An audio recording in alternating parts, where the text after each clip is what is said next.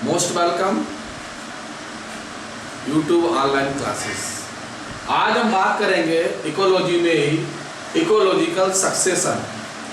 Succession चाहे nature में हो चाहे लाइफ में हो बहुत इम्पोर्टेंट होता है, और चाहे कैरियर में हो चाहे राजनीति में हो चाहे सत्ता में हो चाहे प्रसिद्धि में हो, सिक्वेंशियल होता है।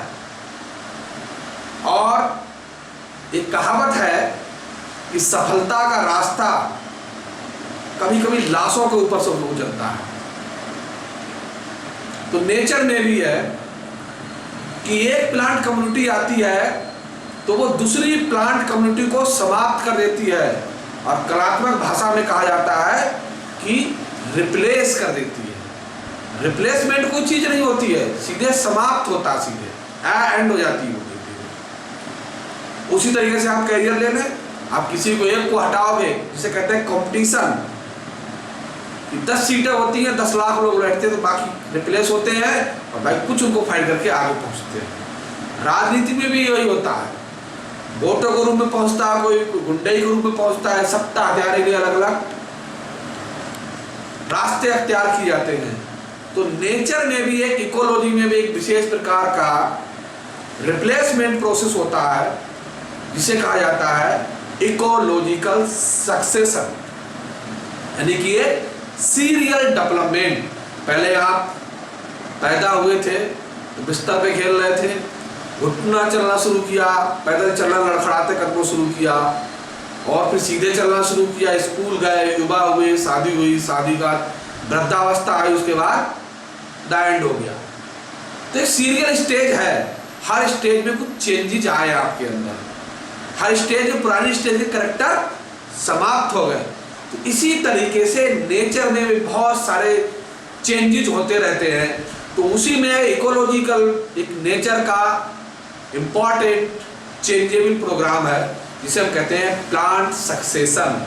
कि इकोलॉजी में कई तरीके के हैबिटाट होते हैं, उनमें अलग अलग तरीके के पेड़ पौधे मिलते हैं, अलग अलग तरीके के एनिमल्स मिलते हैं, और वो नेचर और एनवायरनमेंट के अनुसार अपने को चेंज रिप्लेसमेंट करते रहते हैं। और एक टाइम पे आएगा कि स्टार्टिंग से लेकर अंत में वहां पर एक जो नेकेड एरिया है, वहां पर एक फर्स्ट तैयार हो जाता है। अब ये सक्सेशन होता क्यों है, क्या रीजन है कि सक्सेशन की जरूरत पड़ती है नेचर में, क्या जरूरत है? तो हमने बताया क्लाइमेट और एनवायरनमेंट और नेचर एक ही चीजें हैं, वो अपनी जरूरत के अनुसार चीजों को बनाते और बिगाड़ते रहते हैं। तो बेसिकली जो प्लांट सक्सेशन है, मोटी शब्दों में बताया आपको कि नेकेड एरिया में, बैरन लैंड्स में, जहां पहले कोई चीज नहीं होती है प्लांट जैसी, वहां एक क्रमिक विकास होता है पौधा का, प्लांट कम्युनिटी का, उसी को कहते हैं प्लांट सक्सेशन। अब वो बैरन लैंड वाली कोई नेकेड चट्टान हो सकती है, रेत का मैदान हो सकता है, कोई ऐसी वाटर बॉडी हो सकती है जहाँ पहले से प्लांट ना हो। तो यहाँ पर प्लांट कम्युनिटी के जो स्टेटिक डेवलपमेंट होते हैं, इसका इकोलॉजिकल सक्सेशन, क्योंकि वो एनवायरनमेंट से रिलेटेड है, तो उसी में हम बात करते हैं आगे। तो सबसे पहले हम बात करेंगे कि होता क्या, एनवायरनमेंट में चेंज आते हैं, डिजास्टर होते हैं। तो होता कितने हिल्स पर है, लैंडस्लाइड हो गया, आपने देखा होगा जब लैंडस्लाइड होता है ऊपर से चट्टान नीचे की ओर खिसकती है, तो रास्ते में जितने भी पेड़ पौधे हैं, प्लांट कम्युनिटी है, यानी कि वेजिटेशन जितनी भी है पूरी की पूरी रिप्लेस हो जाती है, नष्ट हो जाती है। अब वहां पर क्या होगा, तो वहां पर नेचर धीरे धीरे क्या करता है, प्रोसेसिंग शुरू करता है, और कुछ समय के बाद आप जाएंगे 10 से 15 सालों में कि जहां पर टूटा हुआ पहाड़ था वहां पर वेजिटेशन तैयार हो जाती है। तो डिजास्टर इज कॉल्ड रिस्पॉन्सिबल है किसी पर्टिकुलर एरिया को नेकेड करने के लिए। अब वो रेनफॉल की वजह से हो सकता है, भूकंप की वजह से हो सकता है, दूसरे बहुत सारी चीज़ हो सकती हैं, या कहीं पे सैलाब आता है, बरसात होती है, तालाब है, वहाँ पे सैलाब पानी भर गया, तो जितनी वेजिटेशन थी वहाँ से रिप्लेस हो गई, नेकेड हो गया। कुछ समय गया नया तालाब हमने खोदा, तो वहाँ पर नई वेजिटेशन उत्पन्न होती है। तो सबसे पहले बात करते हैं प्राइमरी सक्सेशन पर। तो किसी सबस्ट्रेटम के बेस पर किया जाए तो सबस्ट्रेटम बेस पर 2 प्रकार का सक्सेशन होता है, प्राइमरी सक्सेशन है सेकेंडरी सक्सेशन। प्राइमरी सक्सेशन वह होता है जिसमें सबसे पहले प्लांट कम्युनिटी ग्रो करती है, क्वालियर वेजिटेशन जो होती है इसका प्राइमरी सक्सेशन कहलाती है। अब देखा जाए सेकेंडरी सक्सेशन, तो दूसरी वेजिटेशन उसको रिप्लेस करके जब आती है वो सेकेंडरी सक्सेशन कहलाती है। अब दूसरे कारण से कुछ और प्रकार से अकॉर्डिंग दो प्रकार, ऑटोजेनिक सक्सेशन, एलोजेनिक सक्सेशन। अब इसमें क्या होता है कि एक प्लांट कम्युनिटी दूसरी प्लांट कम्युनिटी को रिप्लेस कर देती है तो ऑटोजेनिक सक्सेशन कहलाता है। ऑटो माने सूखा, खत्म हो जाएगी एक कम्युनिटी है दूसरी। इसमें क्या होता है, एनवायरमेंटल कंडीशन होती है जो पहले जनरेशन को रिप्लेस करती है और नेक्स्ट जनरेशन को मौका दिया था, तो कहलाता हमारा एलोजेनिक सक्सेशन। अब अगर सबस्टेटम के बेस पे देखा जाए तो जो सक्सेशन है वो निम्न प्रकार का होता है। बेसिकली सक्सेशन दो तीन प्रकार का होता है, हाइड्रोसील, जीरोसील और मीजोसील। तो हाइड्रो मीन्स वाटर, यानी कि प्लांट कम्युनिटी जो है वाटर के अंदर जो सक्सेशन डेवलपमेंट होता है वो हाइड्रोसील कहलाएगा। किसी नेकिड चट्टान पे हो रहा है, नेकिड हिल्स पर हो रहा है, रॉक्स पर हो रहा है तो जीरोसील कहलाएगा। अब जीरोसील में भी तीन कंडीशन है।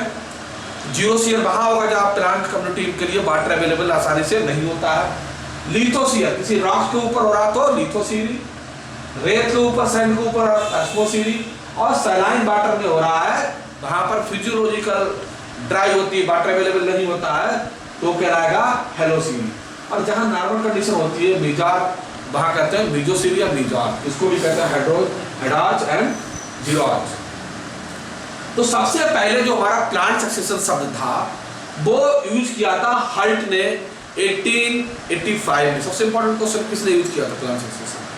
तो प्लांट सक्सेशन हम समझाएंगे कि किस तरीके से शेयरली होता है, तो हम दो समझाएंगे, हाइड्रोसील और जीरोसील, बाकी उसी तरीके से चलते हैं। तो पहला हमारा प्लांट सक्सेशन है हाइड्रोसील। तो कोई वाटर बॉडी लेते हैं, नई वाटर बॉडी बनाते हैं, जब बनाते हैं तो उसमें कोई प्लांट वाटर के अलावा कोई चीज नहीं होती है, तो उसमें सबसे क्वालियर स्टेज में क्या होगा, पहली स्टेज हमारी क्या होगी, क्वालियर कम्युनिटी स्टेज। तो जो सीरियल स्टेज पहली स्टेज है इसमें कहते हैं फाइटोप्लैंक्टन स्टेज, यानी कि प्लांट में पाए जाने वाले पौधे। तो फाइटोप्लैंक्टन कैसे होगा, किसी नेकेड एरिया पर सबसे पहले नेकेड वाटर बॉडी में सबसे पहले कौन ग्रो करेगा, ब्लू ग्रीन एल्गी ग्रो करेंगे, ग्रीन एल्गी ग्रो करेंगे, बैक्टीरिया ग्रो करेंगे, सबसे पहले कम्युनिटी होगी हमारी प्लांट बॉडी की। दूसरे स्टेज में क्या होगा कि ये कम्युनिटी जो ग्रो की है ये डेड हो जाएगी, डिकम्पोज हो जाएगी, और वाटर बॉडी के अंदर जो पहले कुछ नहीं था ऑर्गेनिक मैटर बढ़ेगा, कुछ और नाइट्रोजन सब्सटेंस बढ़ेंगे, इनऑर्गेनिक सब्सटेंस बढ़ेंगे एल्गी वगैरह के डिकम्पोजिशन से। और धीरे से क्या होगा कि पानी की क्वालिटी चेंज हो जाएगी, वाटर बॉडी की क्वालिटी चेंज हो जाएगी, पीएच वैल्यू चेंज हो जाएगी, डेप्थ भी थोड़ी सी कम हो जाएगी, क्योंकि ये डिकम्पोज होने के बाद वाटर बॉडी के बॉटम पर डिपोजिट हो जाते हैं। तो अगली जो सेकेंड हमारी प्लांट कम्युनिटी होगी रूटेड सबमर्ज स्टेट, यानी ऐसे प्लांट जो पानी के अंदर डूबे रहेंगे, रूटेड होंगे। उसमें आता है हाइड्रला, बैलिस्नेरिया, बहुत दूसरे प्लांट आते हैं जो वाटर बॉडी के अंदर रहते हैं, पोमोजिटॉन है, पोटोमेजिटॉन, बहुत सारे प्लांट होते हैं जो रूटेड होते हैं, सबमर्ज होते हैं, डूबे रहते हैं। वो प्लांट डिकम्पोज होंगे, फिर वाटर बॉडी पे डिपोजिट हो जाएंगे, वाटर बॉडी की डेप्थ और कम होगी। फिर हमारे आएंगे रूटेड फ्लोटिंग स्टेज, यानी कि ऐसे प्लांट जिनकी रूट नीचे लगी हुई है वाटर में, लेकिन वो वाटर सरफेस पर फ्लोट कर रहे हैं, ट्रांसपायरेशन तेजी से करेंगे, वाटर भी कम होगा। और ये प्लांट जब डिकम्पोज होंगे तो वाटर बॉडी के अंदर organic substance, inorganic substance, fertiliser, कीचड़ जैसी चीजें बॉटम पर इकट्ठी हो जाएगी और डेप्थ और कम हो जाएगी। तो उसमें जो प्लांट हमारे रूटेड फ्लोटिंग आएंगे, ट्रैपा, निम्फिया, निलंबो, बहुत सारे और प्लांट भी हैं, इकॉर्निया भी आएगी, वो भी तेजी ट्रांसपायरेशन करती है। फिर हमारा आता है रूटेड इमर्जेंट स्टेज, यानी कि ऐसे प्लांट जो ड्राई कंडीशन में भी सर्वाइव कर सकते हैं, वाटर में भी सर्वाइव कर सकते हैं, तो एम्फीबियंस प्लांट कहलाते हैं। जैसे कि हमारा टाइफा आता है, टाइफा दोनों कंडीशन मिलता है। तो जो टाइफा जैसे प्लांट जब ग्रो करेंगे तो वाटर बॉडी की डेप्थ और कम हो जाएगी डिकम्पोज होने के बाद, और एक प्लांट बहुत तेजी से ट्रांसपायरेशन करेंगे तो वाटर बॉडी से वाटर भी खत्म होगा, उसकी गहराई भी खत्म हो जाएगी। धीरे धीरे वहां क्या होगा, रेड सॉइल दलदल बन जाएगा और वहां पर ग्रासेस डेवलप होगी पहले, फिर ग्रासेस डिकम्पोज होगी, पूरी तरीके से वाटर बॉडी ड्राई हो जाएगी और वहां पर श्रब्स ग्रो करेंगे, हर्ब्स, श्रब्स, और छोटे स्मॉल ट्री ग्रो करेंगे, और कुछ समय के बाद हम जो वाटर बॉडी थी वहां पर देखेंगे कि कुछ सालों में वहां पर एक बड़ा सा हरा भरा क्लाइमेक्स स्टेज में फॉरेस्ट डेवलप हो जाएगा। तो इस तरीके से देखें कि नेचर में कोई वाटर बॉडी है तो आने वाले समय में देखते हैं 100-200 साल में वहां पर प्लांट कम्युनिटी से फॉरेस्ट तैयार हो जाता है। तो फॉरेस्ट किसी एक दिन में तैयार नहीं होता है, तो चेंज हमने बताया किसी एक दिन में नहीं होता है, चेंज में हजारों साल लगते हैं, लाखों साल लगते हैं, तब जाके चेंज होता है। और अगर देखा जाए कि जो प्लांट कम्युनिटी है बेसिकली ये एक तरीके से देखा जाए सॉइल का डेवलपमेंट भी करती है, बताएंगे। अब हम बात करते हैं अगले कंडीशन में हाइड्रोसीरी में। तो हाइड्रोसीरी में हम बताएं नेकेड चट्टान पे डेवलपमेंट होता है जहां पर कोई पानी नहीं होता है। तो सबसे पहले आप पहाड़ों पे जाते हैं, गाने सुनते हैं, फिल्मों में हीरोइन पटक रही होती है तो आप देखो कि पत्थरों पे बहुत सारे स्पॉट दिखाई देते हैं, पत्थरों पे बहुत सारे स्पॉट दिखाई देंगे। और जो स्पॉट जो होते हैं बेसिकली वो हम उनको अलग नहीं कर सकते पत्थरों से, वो लाल, पीले, नीले, गुलाबी, सफेद सब तरीके के होते हैं। तो बेसिकली वो स्पॉट होता क्या है, वो स्पॉट हमारे जो क्वालियर वेजिटेशन होती है वो होते हमारे क्रस्टियोज लाइकेन। लाइकेन की ऐसी कम्युनिटी बेसिकली जो पत्थरों पे कलरफुल दिखाई देती है, उनसे राख से उनको अलग नहीं कर सकते, उनका थैलस उसके अंदर एम्बेडेड रहता है, धंसा हुआ रहता है। तो लाइकेन बेसिकली हमारे विशेष प्रकार के प्लांट हैं जो एल्गी और फंजाई से मिलकर बने होते हैं। एल्गी प्लांट फोटोसिंथेसिस करेगा, फंजाई ऑब्जर्वेशन करेगा। तो होता क्या है कि कुछ पीढ़ियों तक क्रस्टियोज लाइकेन ग्रो करता है। जब क्रस्टियोज लाइकेन ग्रो करता है तो यहाँ पर क्या होगा कि वहां से कुछ एसिड सीक्रेट करता है, उसका थैलस होता है। जब एसिड सीक्रेट होगा तो क्या होगा, जो चट्टान होगी वो नष्ट होना स्टार्ट हो जाएगी, फट जाएगी, टूटना स्टार्ट हो जाएगी। और इस पर क्या होगा, चट्टान पर क्रस्टियोज लाइकेन है, इसके डिकम्पोज होने से एक पतली सी फिल्म बन जाएगी। उस पतली फिल्म की ये होगा कि उसके अंदर वाटर होल्डिंग कैपेसिटी डेवलप हो जाएगी, ऑर्गेनिक मैटर डेवलप हो जाएगा है। उसके बाद हमारा आएगा फोलियोज लाइकेन। तो फोलियोज लाइकेन जो है क्रस्टियोज लाइकेन के बाद आता है। जब फोलियोज लाइकेन को ग्रो करने के लिए बेसिक रिक्वायरमेंट क्या होती है, कुछ सॉइल होनी चाहिए, ऑर्गेनिक मैटर होना चाहिए, फिर फोलियोज लाइकेन ग्रो करता है उस पर। और जब फोलियोज लाइकेन ग्रो करता है तो हमने बताया था रिप्लेसमेंट, क्रस्टियोज लाइकेन का रिप्लेसमेंट वहां से हो जाता है। फिर ये कई पीढ़ी तो डिकम्पोज होगा, जो पतली फिल्म मिलीमाइक्रोन की थी वो धीरे धीरे मिलीमीटर में बदल जाएगी, उसकी वाटर होल्डिंग कैपेसिटी और बढ़ जाएगी। तो ये वाला जो लाइकेन है फोलियोज लाइकेन, ये और एसिड सीक्रेट करेगा।